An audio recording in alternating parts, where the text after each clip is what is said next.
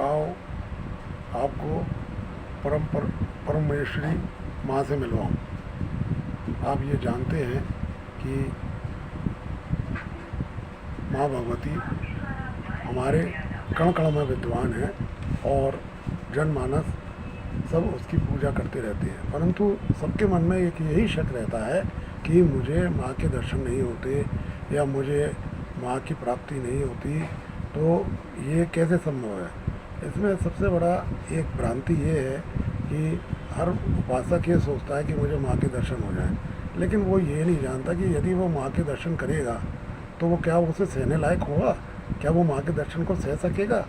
वो वरना सैकड़ों नहीं हजारों टुकड़ों में विस्फोट हो जाएगा, वो माँ के दर्शन को नहीं कर पाएगा। अतः यदि हम माँ की पूजा करते हैं तो हम उसके साथ साथ ये भी जानें कि माँ हमेशा जब भी हम है ना पूजा करते हैं, माँ का आह्वान करते हैं, तो माँ हमारे सामने उपस्थित होती है, वो बैठती है और हमारे पूजा को ग्रहण करती है। अब आप कहेंगे कि हमें कैसे पता चले कि माँ हमारी पूजा को ग्रहण करती है। तो माँ प्रकट तो हो नहीं सकती और है ना आपको वो उसका एहसास जरूर करा देती है।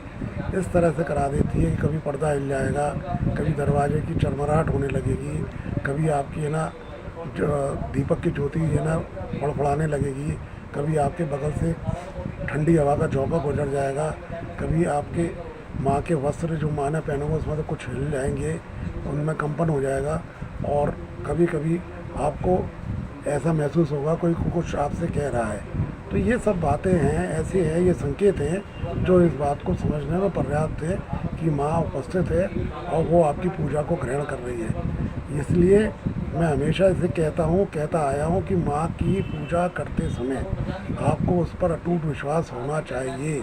यदि आप माँ की पूजा करते समय, उसकी साधना करते समय, उसके मंत्र का जाप करते समय यदि उसके प्रति अटूट विश्वास रखेंगे तो आपको उसका फल जरूर प्राप्त होगा और आपको ये भी एहसास होगा कि माँ वहाँ उपस्थित है और वो आपकी प्रार्थना को सुन रही है, समझ रही है और ग्रहण कर रही है। ये बहुत ज़रूरी है कि आप इस बात को समझें और इसको समझना ही चाहिए।